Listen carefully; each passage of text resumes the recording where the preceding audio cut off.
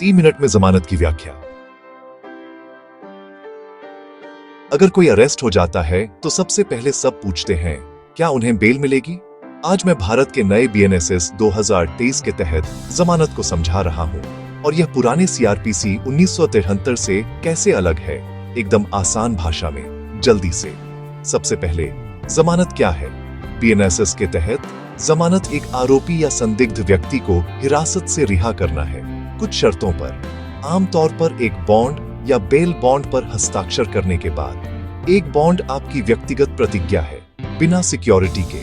एक bail bond एक security के साथ अंडरटेकिंग है, कोई आपके लिए गारंटी देता है। सीआरपीसी ने इन शब्दों को स्पष्ट रूप से परिभाषित नहीं किया था, बीएनएसएस करता है। यह नया है। जमानत क्यों मौजूद है?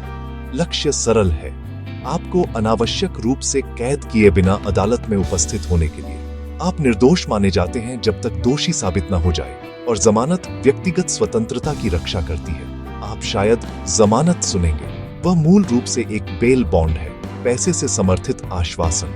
नियम तोड़ेंगे तो यह जब्त हो सकता है। ओके, बीएनएसएस बनाम सीआरपीसी, क्या बदलाव हुआ?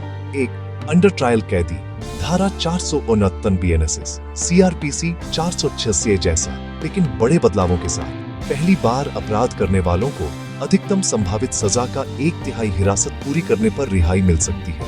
ये पुराने आधे रास्ते के निशान से पहले है, लेकिन अगर कई मामले लंबित हैं, जांच, पूछताछ या ट्रायल, तो इस नियम के तहत रिहाई नहीं होगी। जेल अधीक्षक को अब अदालत को लिखित आवेदन देना होगा जब 1/3 या आधा थ्रेशोल्ड पूरा हो। 2, अग्रिम जमानत। अगर आपको गिरफ्तारी का डर है तो पहले ही आवेदन कर सकते हैं। बीएनएसएस ज्यादातर सीआरपीसी को फॉलो करता है, लेकिन एक सख्त प्रतिबंध जोड़ता है।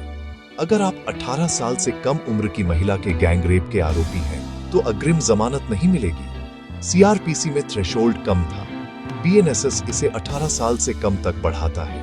3, गवाह पहचान के लिए हिरासत की जरूरत जमानत अस्वीकार करने के लिए पर्याप्त नहीं है। सीआरपीसी और बीएनएसएस दोनों कहते हैं, अगर आप अन्यथा योग्य हैं और निर्देशों का पालन करने का वादा करते हैं, तो सिर्फ इतने कारण से जमानत ब्लॉक नहीं होगी। बीएनएसएस स्पष्ट करता है, पहचान में 15 दिन से ज्यादा हिरासत लग सकती है, तब भी अदालत जमानत दे सकती है। यदि कोई गिरफ्तार होता है तो त्वरित फ्लो जमानती अपराधों के लिए पुलिस या अदालत को बॉन्ड शर्तें पूरी होने पर जमानत देनी होती है। गैर जमानती अपराधों के लिए अदालत में आवेदन करें, दिखाएं कि आप भागने का जोखिम नहीं, सबूत छेड़छाड़ नहीं करेंगे, गवाहों को धमकी नहीं देंगे।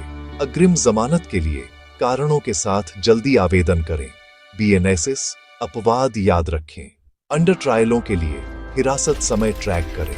पहली बार अपराधियों को 1/3 पथ मिलता है, जब तक कई मामले लंबित न हो। मुख्य बात, बीएनएसएस परिभाषाओं को स्पष्ट करता है।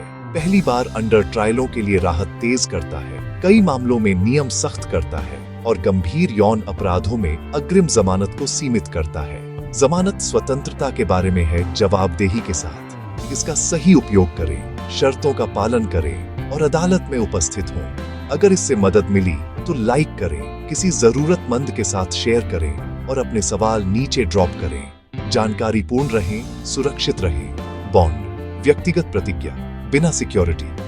बेल बॉन्ड, सिक्योरिटी के साथ अंडरटेकिंग।